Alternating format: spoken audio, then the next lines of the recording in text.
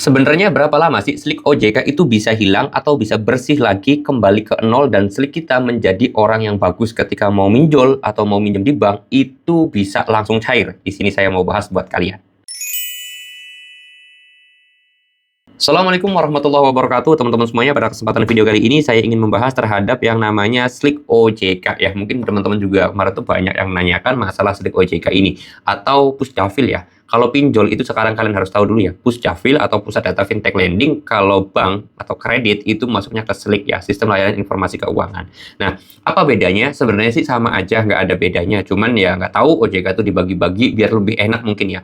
Nah, kapan sebenarnya slik OJK atau Pusdafil ini bisa hilang ketika kita galbay pinjol? Di sini saya mau bahas. Kalian harus tahu dulu, slik atau Pusdafil itu ada 5 skor ya. Skor pertama adalah nasabah yang lancar bayarnya, skor kedua adalah nasabah yang macet tapi rentan waktunya 1 bulan.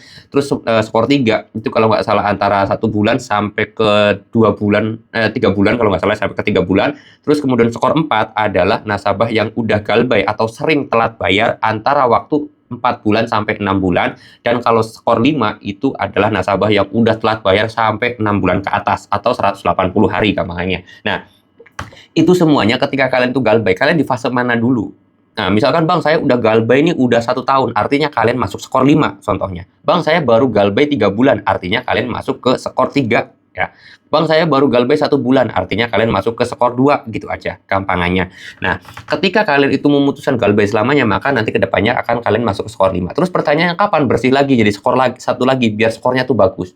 Jawabannya itu tidak akan bisa teman-teman ya. Saya mau apa adanya aja. Kecuali kalian lunasin hutangnya, terus kemudian kalian tuh memperbaiki skor ya. Jadi misalkan kalian tuh galbay ini selamanya. Terus bisa kembali skor 1 nggak kalau kita nggak ngelunasin hutangnya? Nggak bakalan bisa. Dan kalaupun kita itu skor 5 ya, terus kemudian lunasin hutangnya semua. Terus apakah langsung loncat ke skor 1? Enggak juga.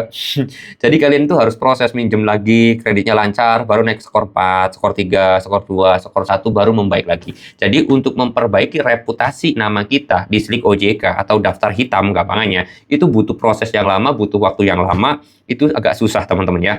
Jadi itu kalian jangan pernah termakan informasi hoax. Kalau misalkan ada yang bisa menghapus data di slik OJK, itu adalah hoax, itu adalah pembohongan, itu adalah penipuan ya pertama. Lalu kemudian yang kedua adalah kalau misalkan kalian itu nganggap slik OJK sangat berbahaya, enggak juga.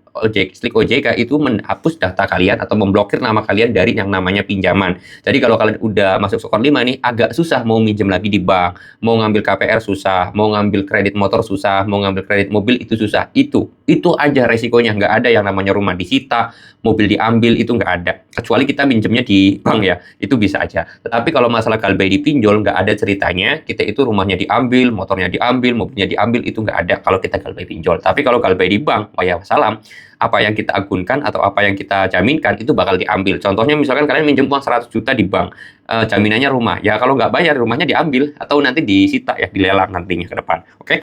Mudah-mudahan video ini bisa bermanfaat. Kalau teman-teman semuanya ada pertanyaan, boleh tinggal tulis aja di kolom komentar. Kalau mau konsultasi gratis sama saya, tinggal DM aja ke Instagram saya. Linknya sudah saya sediakan di deskripsi video ini. Saya mau tutup dulu videonya dengan kata Assalamualaikum warahmatullahi wabarakatuh.